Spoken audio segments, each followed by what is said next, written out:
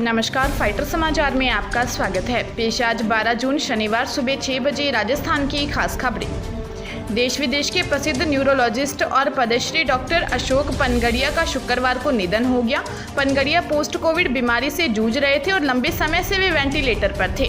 उनकी स्थिति ज़्यादा खराब होने के बाद उन्हें जयपुर स्थित EHCC अस्पताल से उनके निवास पर वेंटिलेटर सपोर्ट पर ही लाया गया था, लेकिन करीब सवा घंटे बाद डॉक्टरों ने उनको मृत घोषित कर दिया। पनगड़िया का आदर्श नगर स्थित श्री जैन श्वेतांबर निर्वाण स्थल पर अंतिम संस्कार किया गया। पनगड़िया के बेटे अरिहंत ने मुखाग्नि दी। पनगड़िया ने करीबी सूत्रों की माने तो कोरोना के कारण उनके फेफड़े डैमेज हो चुके थे। 48 दिनों तक कोरोना से लड़ने के बाद आखिरकार डॉक्टर पनगड़िया जीवन की जंग हार गए। उनके इलाज के लिए देश विदेश के विशेषज्ञ डॉक्टरों की टीम लगी हुई थी, जिसमें top most nephrologist, pulmonologist, physician शामिल हैं। न्यूरोलॉजिस्ट डॉक्टर पनगड़िया को 1992 में राजस्थान सरकार की ओर से मेरिट अवार्ड मिला था। राजस्थान में बढ़ती गर्मी ने हर किसी का हाल बेहाल किया हुआ है। प्रदेश में कई जिलों के अधिकतम तापमान में वृद्धि हो रही है। मौसम विभाग से मिली जानकारी के अनुसार अजमेर में 39 डिग्री अधिकतम और न्यूनतम तापमान 27.8 डिग्री रहा।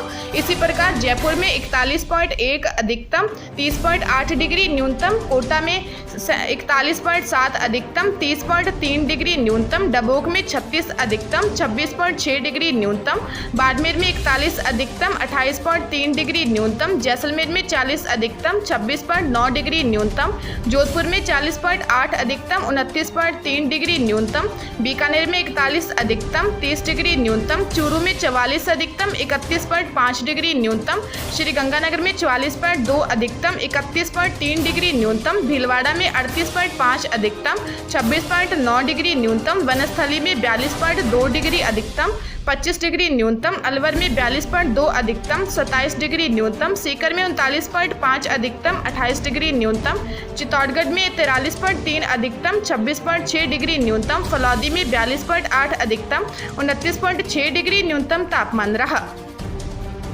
सुप्रीम कोर्ट ने all India institute of medical sciences की ओर से होने वाली INI-CIT की परीक्षा को 1 महीने के लिए टाल दिया है। यह परीक्षा 16 जून को आयोजित होनी थी। परीक्षा के बारे में सुप्रीम कोर्ट ने कहा कि महामारी के दौरान परीक्षा आयोजित करना सही नहीं है। कोर्ट ने यह भी कहा कि मौजूदा समय में परीक्षा देने वाले कई डॉक्टर अभी खुद भी कोविड ड्यूटी में तैनात हैं। इस परीक्षा में मेडिकल की उच्च शिक्षा के लिए देश भर के डॉक्टर शामिल होते हैं। मेडिकल स्टूडेंट्स इस परीक्षा को स्थगित करने के लिए कई दिनों से सोशल मीडिया पर कैंपेन भी चला रहे थे। दरअसल PM मोदी की अपील के बाद से ही MBBS के स्टूडेंट्स कोविड ड्यूटी में तैनात हैं। ऐसे में स्टूडेंट्स के लिए एग्जाम की तैयारी करने में काफ़ी मुश्किल हो रही थी। वहीं बुधवार को institute of national importance combined entrance test 2021 के लिए एडमिट कार्ड भी जारी कर दिए गए थे। कांग्रेस महासचिव अजय माकन ने पार्टी की राजस्थान इकाई में फिर से टकराव की स्थिति बनने की खबरों के बीच शुक्रवार को यहां कहा कि पूर्व उप मुख्यमंत्री सचिन पायलट नाराज नहीं है तथा राज्य कैबिनेट एवं सरकार के निगमों एवं बोर्ड में खाली पदों को जल्द ही सबसे बातचीत करके भर दिया जाएगा।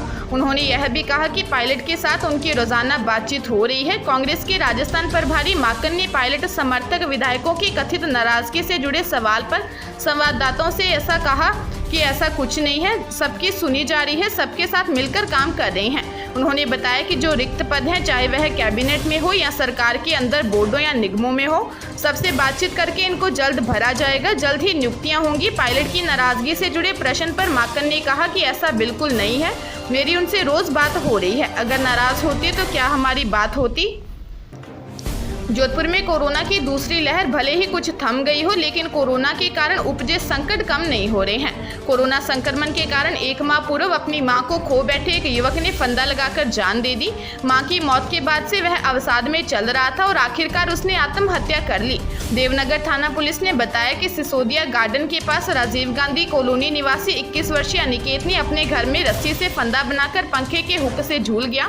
वह छुटकर मजदूरी करता था। महीने भर पहले उसकी मां का कोरोना से निधन होने पर वह अवसाद में चल रहा था। पुलिस ने शव का पोस्टमार्टम करवाने के बाद शव परिजनों को सौंप दिया। पाकिस्तान में पिछले हफ्ते ट्रेन हादसे के बाद शुक्रवार को एक सड़क हादसे में 23 लोगों की मौत हो गई। मीडिया रिपोर्ट्स के मुताबिक हादसा बलूचिस्तान के खुजदार जिले में हुआ, जहां श्रद्धालुओं को ले जा रही बस गहरी खाई में गिर गई। 18 लोगों की घटनास्थल पर ही मौत हो गई, जबकि 5 ने अस्पताल में दम तोड़ दिया। 39 लोगों की हालत गंभीर बताई जा रही है। पुलिस के मुताबिक बस ड्राइवर ने संकरे रास्ते पर तेजी से बस टर्न करने की कोशिश की। इस दौरान वह स्टीयरिंग से कंट्रोल खो बैठा और बस खाई में जा गिरी। पाकिस्तान में पिछले हफ्ते एक ट्रेन हादसा भी हुआ था जिसमें 67 लोगों की मौत हो गई थी, जबकि 500 से ज्यादा लोग घायल हो गए थे। डॉन न्यूज के मुताबिक बलूचिस्तान के वाद क्षेत्र के लोग सिंध के दादू में एक दरगाह पर जियारत के लिए जा रहे थे। अलवर के युवा इंजीनियर की मौत सरकारी सिस्टम पर सवालिया निशान खड़े करती है। सरकारी मशीनरी की उदासीनता के कारण राजस्थान ने एक युवा इंजीनियर खो दिया।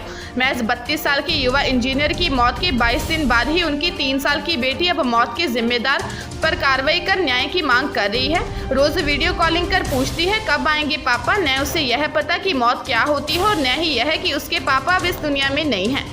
बस वह तो कभी मम्मी से तो कभी दादा दादी से पूछती रहती है कब आएंगे पापा। यह सुनते ही परिवार की आंखें भर जाती हैं और राहुल के नंबर पर वीडियो कॉलिंग करा देते हैं ताकि उसे लगे सच में पापा आएंगे। असल में अलवर शहर निवासी इंजीनियर राहुल शर्मा की मौत तो 22 मई को ही हो चुकी है। वे कोरोना संक्रमित हुए थे। कोरोना से संक्रमित होने के बाद उनका पहले निजी अस्पताल में इलाज चला, वहां से जयपुर रेफर किया गया।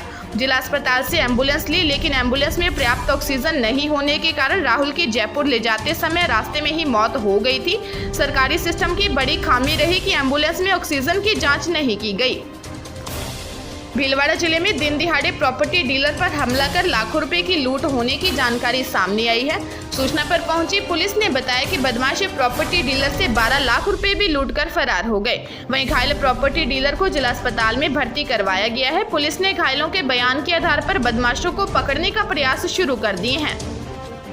राजस्थान में कोरोना संक्रमण अब समाप्ति की ओर जाता दिखाई दे रहा है। शुक्रवार देर शाम आई रिपोर्ट में कोरोना संक्रमण से बड़ी राहत देखने को मिली है, जिससे हालात अब सामान्य से होते दिखाई दे रहे हैं। शुक्रवार देर शाम आई रिपोर्ट में राजस्थान में जहां बीते 24 घंटे में 1475 कोरोना संक्रमित मरीज ठीक हुए हैं, वहीं मात्र 446 नए केस सामने आए। श्रीगंगानगर जिले में 15 कोरोना रोगी सामने आए हैं तो हनुमानगढ़ जिले में 29 नए कोरोना रोगी मिले हैं।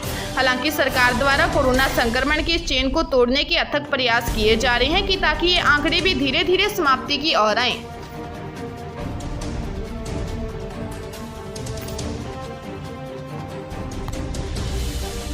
ताजा तरीन खबरों के लिए फाइटर न्यूज को सब्सक्राइब करें और बेल आइकन को प्रेस करें ताकि नई न्यूज अपडेट होते ही आपके फोन की घंटी बज जाए। Once again